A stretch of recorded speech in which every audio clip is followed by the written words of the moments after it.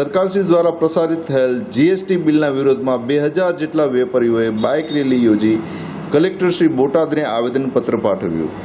દેશભરમાં જીએસટીનો સખત વિરોધ થઈ રહ્યો છે, ત્યારે આજે બોટાદ શહેરમાં હીરા બજાર બંધ રાખી હીરાના કારખાનાવાળાઓ, હીરાના વેપારીઓ, સોની વેપારીઓ, એગ્રો ઇન્ડસ્ટ્રીઝના વેપારીઓ, બિલ્ડિંગ કન્સ્ટ્રક્શન વ્યવસાય સાથે જોડાયેલા વેપારીઓ, તમામ વેપારીઓ એકત્ર થઈ 1000 જેટલી બાઇક સાથે રેલી યોજી 2000 જેટલા લોકોએ કલેક્ટરશ્રીને આવેદનપત્ર પાઠવ્યું હતું અને વિવિધ માંગણીઓ સાથે નોટબંધીની અસરમાંથી માંડ રાહત મળી હોય. જો સરકાર આવો ટેક્સ લાગુ કરશે તો વેપાર ધંધા ભાંગી પડશે અને માર્કેટમાં મંદીનો માહોલ આવશે તેવી શક્યતા વ્યક્ત કરી હતી.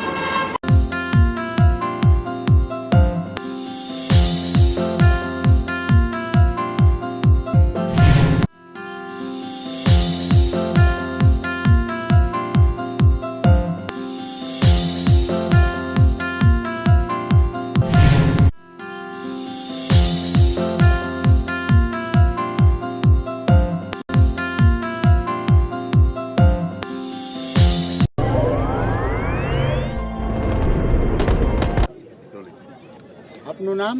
મારું નામ દિનેશભાઈ દલસાણીયા, બોટાદ ડાયમંડ એસોસિએશનના મંત્રી. આજે જ્યારે આ જીએસટી નિયમ લાગુ પડ્યો છે ત્યારે અમે ડાયમંડ એસોસિએશન તરફથી અને એગ્રો ઇન્ડસ્ટ્રી અને સોની બજાર અને બિલ્ડર લોબી બધાએ મળી અને આ બંધનું એલાન રાખ્યું છે અને બંધ રાખ્યું છે કે જે દલાલ ભાઈઓને 18%, વેપારી ભાઈઓને 3% અને જે સેલરો મેન્યુફેક્ચર છે એને 5%, આ અમારે જીએસટી નાબૂદ કરવાની ના વિરોધમાં અમે આજે બંધનું એલાન પાડ્યું છે. તમારી માગણી શું છે? અમારે આમાં એક તો સરકાર રોજગારી આપતી નથી અને જે આ હીરામાં મંદીના અસરના હિસાબે રોજગારી પૂરી મળતી નથી, છતાં જીએસટી આવ્યું છે એટલે આમાં બેરોજગારી થવાની ભયભીતિ છે અને કોઈને કાંઈ રોજગારી પણ ન મળે એવી સ્થિતિ આ જીએસટીમાં છે. ત્યારે અમે એનો સખત વિરોધ કરવી છીએ અને આને સરકારને વિનંતી કરવી છીએ કે હીરામાં આ જીએસટી નાબૂદ કરો. નોટબંધીમાં બેકાર થઈ ગયા હતા, હજી બજાર એટલું ખીલ્યું નથી, ત્યાં જીએસટી આવી છે એટલે હવે ખેડૂતોને, આ હીરા બજારના કારીગરો, વેપારી, દલાલ ભાઈઓને કોઈને પૂરું પોષણ મળતું નથી અને આ જીએસટી આવી છે એટલે લોકો રોડ ઉપર આવી જશે. અને સરકારશ્રીને એ વિનંતી છે કે આમાં કોઈ જાતનો નિર્ણય નહીં લેવામાં આવે તો આવતા દિવસોમાં અમે આજે આવેદનપત્ર આપવાના છીએ, પણ આવતા દિવસોમાં અમે અનશન પણ ઉતરશું, આંદોલન પણ કરશું અને સખત ને સખત વિરોધ પણ કરશું.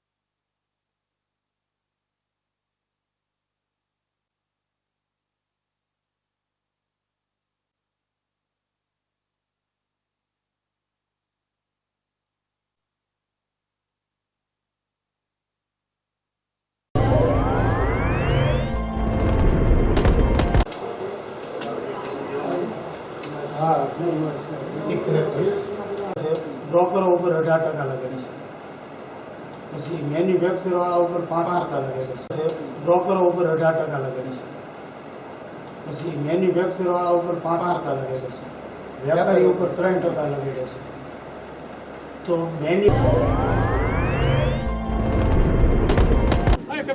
સોની સમાજ દ્વારા કલેક્ટરશ્રીને આવેદનપત્ર આપવામાં આવ્યું છે. શા માટે? મારું નામ વિનુભાઈ સોની છે, હું સુવર્ણકાર સંઘનો પ્રમુખ છું.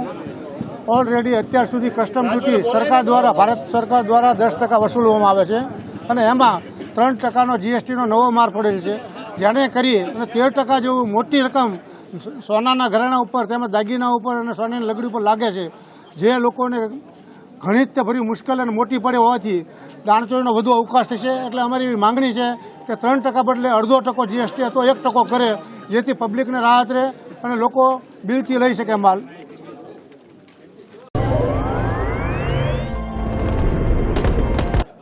જીએસટી મુદ્દે આજે આવેદનપત્ર આપ્યું.